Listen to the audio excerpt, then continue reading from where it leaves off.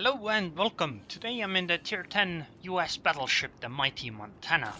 This match is on the map Land of Fire, again, and it's an 8 against 8. We have a tier 10 carrier, wait no, we have a carrier and they have a carrier. And, well, they can matter. We got the bad spawn with Tuka. So Tuka said that he will go towards A and try to sneak the cap in, that maybe he'll get it or something. So I decided to go towards B. I advised him not to do it, but I mean, if he can sneak it, it should be worth it. I'll be sailing and shooting at the Montana and Iowa and Yamato while turning away and turning closer, and I got a nice hit here. 10,000 damage on the Montana, and Tuka is gonna get A in a moment. Excellent. We are also probably gonna get B. C is questionable because we have a 1 DD and they have a DD and a cruiser. So this Yamato volley will hurt. Yes, it didn't. Good. Damn, I fired too high on the Iowa. So an overpen, that's okay though.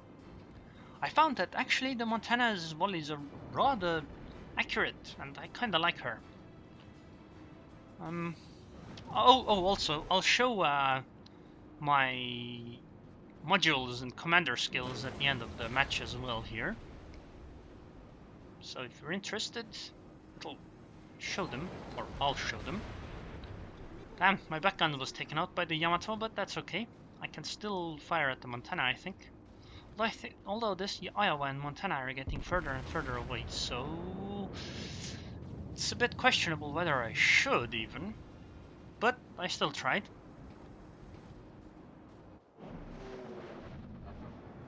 The Iowa is a softer target, so shooting her is a bit better, I think. Also, I'm gonna slow down, maybe I'll be able to avoid Yamato's volley. And I did. Which is very good. Also, our carrier, or rather the enemy carrier, snuck by to strike at our carrier. And he did, and he has a successful shot. Their midway is doing something odd. Like he is sailing closer for some reason. And he is coming within weapons range of the enemy battleships. Which I don't understand why he's doing that, but he is. I tried to sail a bit closer here. Maybe I'll be able to pick off some of the dive bombers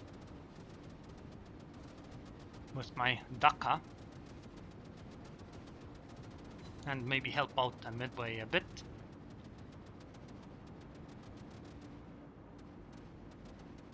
Because the midway is rather important for spotting and all that stuff. And I mean, she definitely can do quite a bit of damage. But we have AB, and we are getting C for some reason. Don't understand why the enemy team gave up on that, because it's just 1 DD. I mean, it's a Benson. There's no way the Benson can fight the Atago. Well, I'll start heading towards the Iowa and Montana and Yamato, because if we do lose our carrier, this can be a very short game. And we need to push our advantage as much as possible. Hopefully, even if I do that, the Yamato will follow up, so it should be fine. And we also need to create space for our midway, so that she isn't detected and killed. Although, it's weird, none of the enemies are visible. That means they haven't fired, at least the battleships.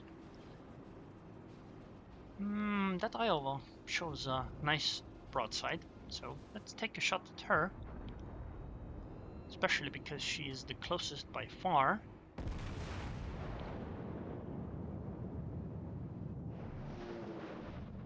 Damn, way too much lead, I think. Yep, and too high. It's okay though. I can just try again in 8 seconds. And the Yamato and Montana volley missed. Or dispersed. The Iowa is showing a nice broadside. Hopefully this time I won't mess up my lead.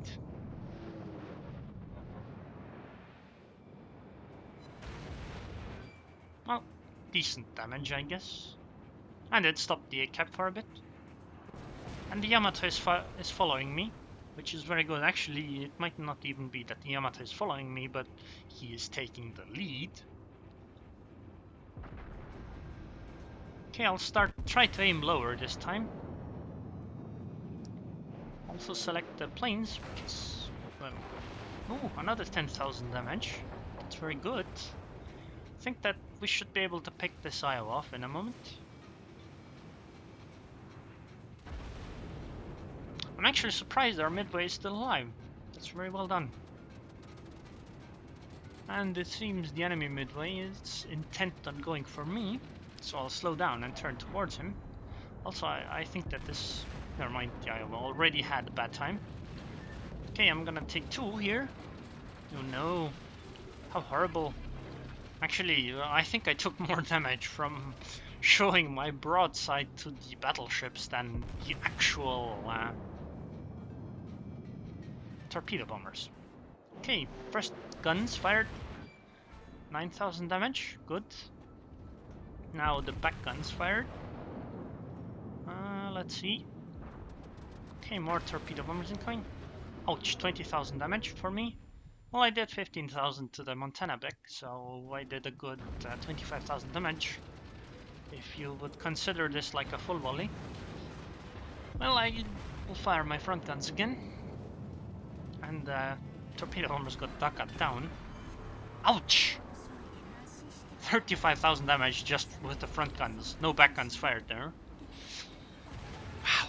And the Yamato might still kill me, but I think it's fine. I'm pretty sure we're gonna win. And we did. What an excellent game for us. I mean, I only did 4 citadels and 19 plane kills and 30 shell hits, but we didn't lose a single ship. A flawless team.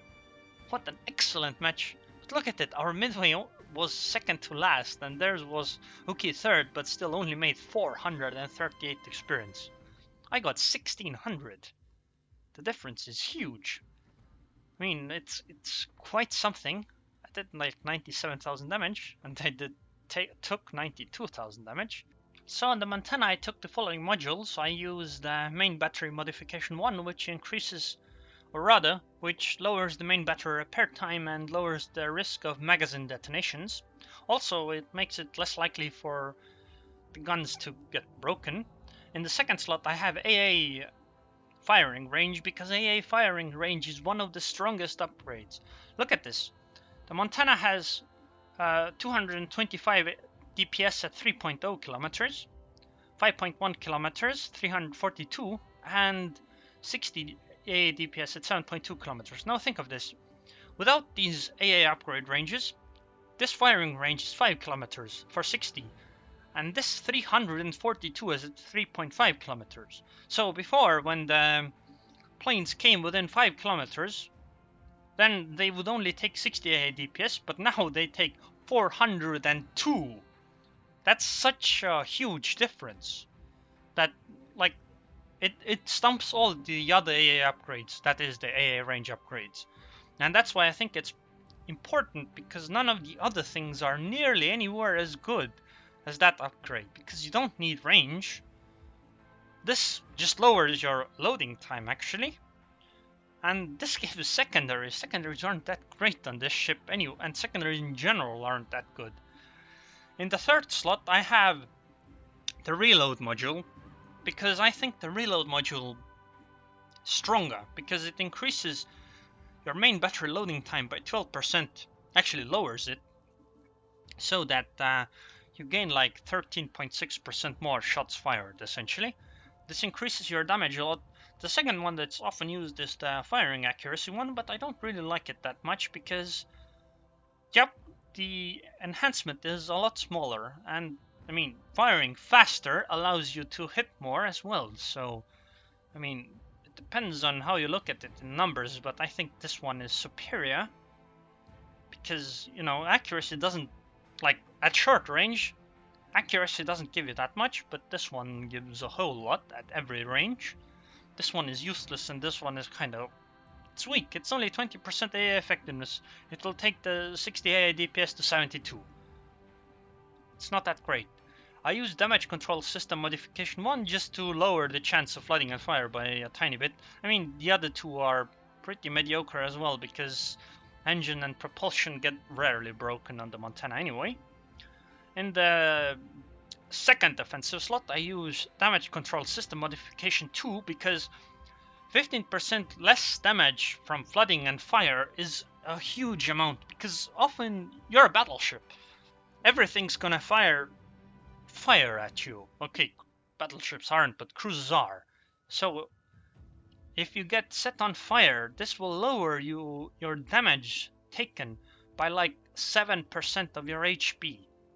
This is like 6,000 to 7,000 damage less taken per fire that runs uncontrolled.